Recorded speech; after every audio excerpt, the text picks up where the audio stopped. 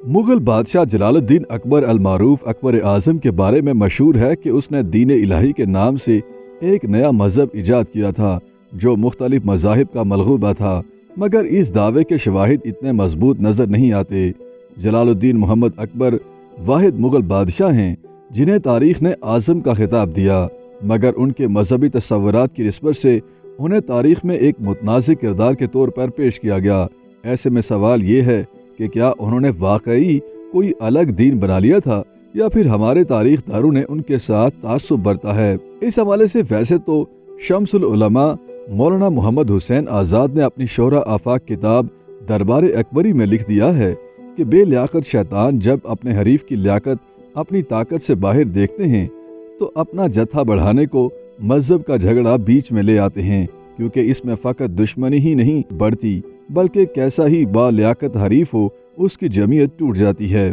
اکبر نے ہندوستان کے تکثیری سماج کے پیش نظر رواداری کو فروغ دیا، لیکن بعض تنگ نظر علماء نے اسے گناہ عظیم بنا کر اس کے کھاتے میں ایک الگ دین ڈال دیا۔ الہ آباد یونیورسٹی کے سابق وائس چانسلر ڈاکٹر ترپاٹھی نے اپنی کتاب مغلیہ سلطنت کا عروج و زوال میں اکبر کے خلاف کیے جانے والے اس لغو پروپیگنڈے اور ان وجوہات کا جائزہ لیا ہے جن کی وجہ سے اکبر کو دین الہی کے پرچارک کے طور پر پیش کیا جاتا رہا ہے۔ پاکستان کے قیام کے بعد دو قومی نظریے کی تعبیر کے پس منظر میں بھی سرکاری تاریخ دانوں نے یہ ضروری محسوس کیا کہ وہ اکبر کے خلاف اس پروپیگنڈے کو ہوا دیں، جس کا نتیجہ یہ نکلا کہ اکبر اعظم کو کافر اعظم کے طور پر پیش کیا گیا ہے۔ یاد رہے کہ اکبر اعظم جب پیدا ہوا تو ہندوستان میں ایسی ہندو مسلم تحریکوں کا غلبہ چل رہا تھا جن کا مقصد لوگوں کے مذہبی خیالات کے ظاہری پہلوؤں کی بجائے ان کے باطنی اور روحانی پہلوؤں کو اجاگر کرنا تھا۔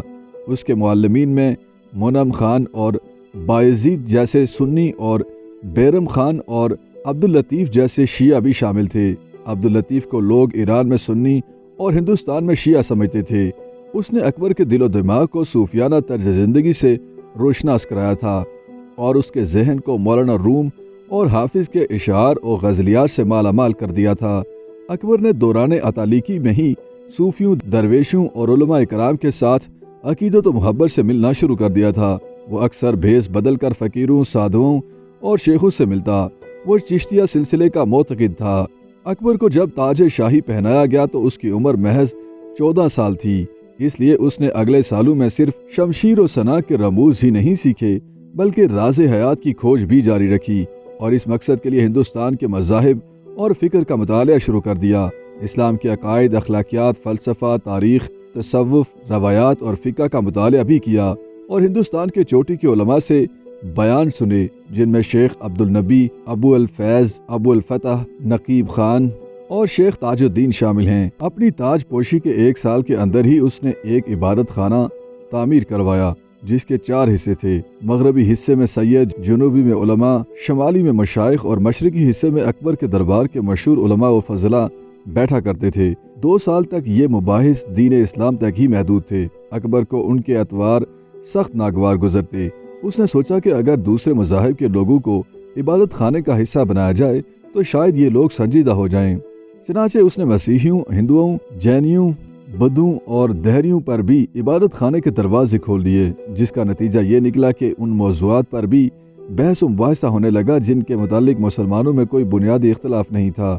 عبادت خانے میں کبھی کبھی تو فریقین غصے میں مغلوب ہو جاتے، ایک دوسرے کو دھمکاتے اور نوبت یہاں تک پہنچ جاتی کہ اگر شہنشاہ موجود نہ ہوتا تو وہ مار پیٹ پر اتر آتے۔ اس پر اکبر نے یہاں محافظ بھی تعینات کر دیے، لیکن یہ عبادت خانہ مختلف غلط فہمیوں کا باعث بن گیا، جس پر اکبر نے عبادت خانہ تو بند کر دیا مگر ذاتی طور پر مختلف مذاہب کے ماننے والوں کے ساتھ مکالمہ جاری رکھا، جس پر بے بنیاد افواہیں بھی پھیلائی گئیں کہ بادشاہ تبدیلی مذہب میں دلچسپی رکھتا ہے۔ یہ افواہیں پھیلانے والوں میں ان کے اپنے دربار سے وابستہ 2 جید عالم شیخ عبداللہ سلطان پوری اور عبد النبی صدر الصدور پیش تھے۔